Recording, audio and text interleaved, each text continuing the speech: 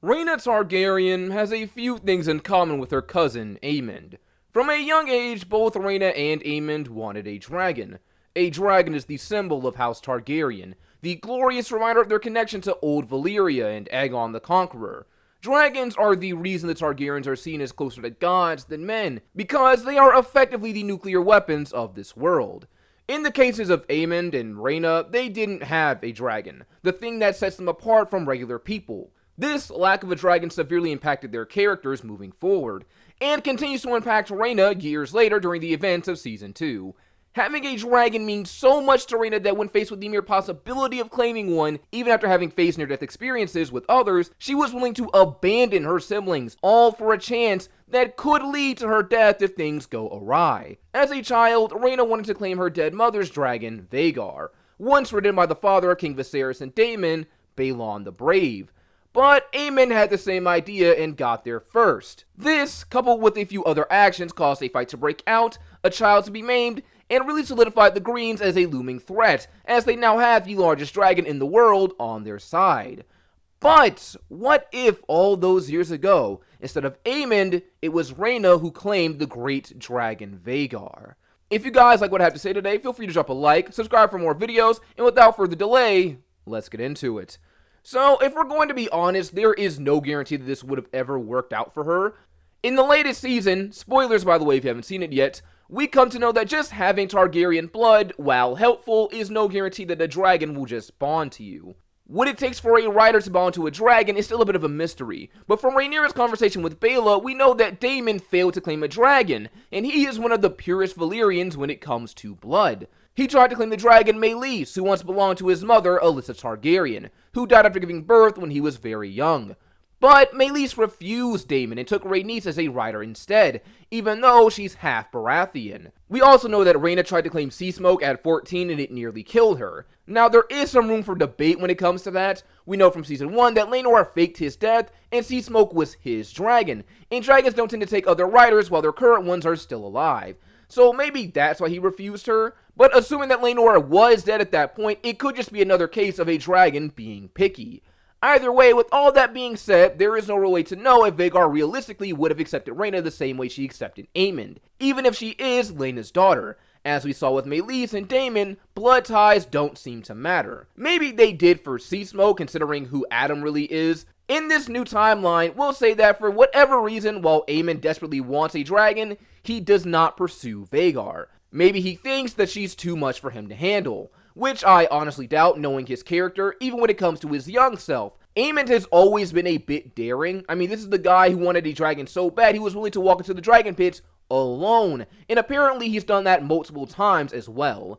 Maybe we can say that Aemond just doesn't think to claim Vhagar, or when Otto comes around and takes Aegon to bed after he's passed out drunk, he grabs Aemond too and sends them both to bed so he doesn't even have the chance to claim Vhagar in the first place. I find that more plausible, actually. So Aemond will not claim Vhagar, and this drastically changes the story as we know it. Since Aemond never claims Vhagar, then Baela and Rhaena don't get out of bed and wake up Jace and Luke to go investigate it. Since they don't investigate and Aemond is asleep, this means a fight never breaks out between the kids over who had the right to claim Vhagar.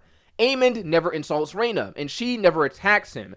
Aemond never insults Jace and calls him a bastard, so Jace never pulls out that knife to attack Aemond, and Viserys won't be able to use that same knife to cut out Aemond's eye. With Aemond's eye intact, we never get that confrontation between the Greens and the Blacks on Driftmark, or more specifically between Alicent and Rhaenyra. And I think that this is very important because Aemond claiming Vhagar set a lot of things in motion. In regards to Alicent during the events of Season 1, it kind of solidifies to her that Rhaenyra is really her enemy and can't be trusted after her son gets maimed. They already had a rocky relationship, and Aemond losing his eye and Rhaenyra's children not being punished made things a lot worse, even though they seem to patch things up in the very next episode. But then again, that was years later, but you'd think it'd still be a sore spot for a mom whose child got maimed. Another thing that would come from Aemond not claiming Vhagar is Laenor, and I'm sure that sounds odd, but hear me out for a second. If Rhaena claims Vhagar, say the day after her mother's funeral, the Blacks would win a very grand prize and advantage if potential conflict were to arise. Aemond claiming Vhagar is what really solidified the Greens as a threat, and one of the main reasons Rhaenyra pushes to marry Daemon. Rhaenyra feels threatened. Her children were openly accused of bastardy by her brother. Her other brother lost his eye. She got cut by the Queen.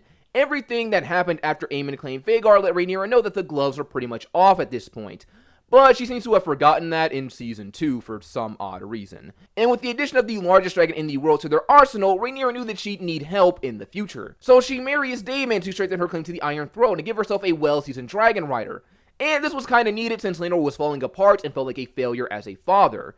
If Rhaena claims Vhagar instead of her cousin, I don't think Rhaenyra will push for a marriage to Daemon. She'll be in a much better and comfortable headspace when it comes to the possibility of conflict. Not to mention, before the fight with the kids, in canon, Rhaenyra wasn't completely sold off on the Greens being an actual threat to her.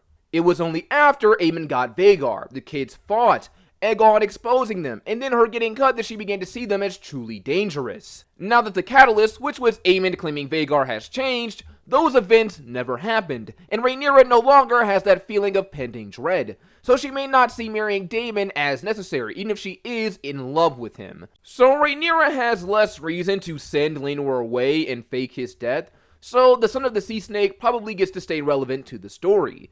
Now the question becomes, if he never fakes his death, what happens to Daemon since he won't get to marry Rhaenyra? There are a couple options I could see here. The first being that Daemon goes back to Pentos, which was what he wanted to do originally during this episode.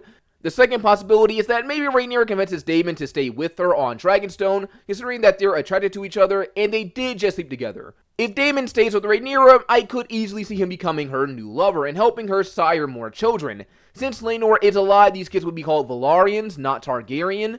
So her youngest sons in the show would be called Aegon Velaryon and Viserys Velaryon, which actually doesn't have too bad of a ring to it if you ask me. They'll look more Valyrian than their brothers, but they'll still be under scrutiny of being bastards since Daemon is around, and people will probably know that she has a thing for her uncle.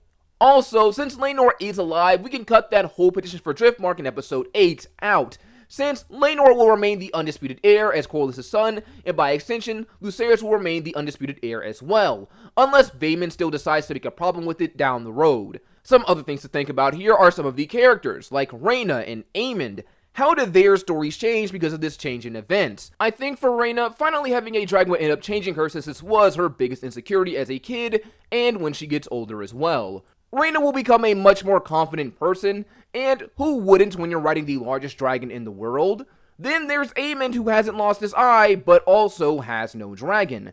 Dragon or no dragon, Aemond is still very insecure whether he's a kid or an adult, as we see in the show, but it was easy to hide the insecurity behind the might of Vhagar. I still think that Aemond will hide his insecurities and still train to be a formidable fighter, but this insecurity over not having a dragon when everyone else in his family does, including his bastard nephews, is something that eats away at him and he constantly has to compensate for. I'm sure we're all asking, if Aemond doesn't claim Vhagar, does he claim a dragon at all? I feel the answer to that question is no, because there aren't really any dragons available for him in King's Landing. There are plenty of dragons on Dragonstone, but Dragonstone is run by Rhaenyra, and though no one can technically own a dragon, they can still gatekeep them if they want to. And I don't see the Greens meeting with the Blacks to help out Aemond, unless Viserys does something for him. The only way I see Aemond getting a dragon is if he hatches one, sneaks onto Dragonstone somehow and claims one, or have one of the dragons leave Dragonstone and Aemond finds a way to claim them. There are wild dragons out there, like Sheepstealer, Grey Ghost, and a dragon called the Cannibal. In the books, these 3 wild dragons were on Dragonstone, and the author, George R. R. Martin, has said that dragons don't really move around that much. But the show changed things and had Sheepstealer migrate to the Vale, so maybe it's plausible that other wild dragons can move around too, and Aemond could find a way to claim one, if they come close to King's Landing or something like that. Alicent in this timeline won't have that final conversation with King Viserys, where he tells her about Aegon's dream, because when that happened originally, he thought he was talking to his daughter, Rhaenyra. But since there was never a petition for Driftmark's inheritance, the Blacks never went back to King's Landing, and Rhaenyra never had that prophecy talk with her dad, that would later be used in a conversation with Alicent.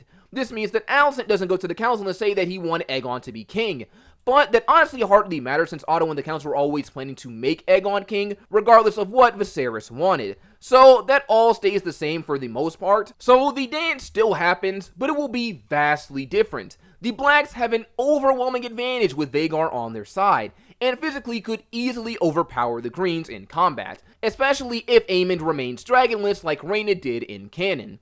So going off of the dragons alone and nothing else like political moves or armies and alliances, this war could be very one-sided, since Vhagar was the sole deterrent for the Blacks when it came to taking King's Landing in canon. But something, or someone, I could see being a concern in this timeline is Daemon. I said earlier that he could either go to Pentos or stay with Rhaenyra, who is still married to Laenor and possibly be her lover, but I think we have to wonder if Daemon will actually stay loyal to Rhaenyra in this timeline. As we saw in Season 2, he has ambition, a desire for the throne, and I doubt he'd be content being Rhaenyra's side piece if it took him a whole season of Harrenhal to be okay with being the king consort.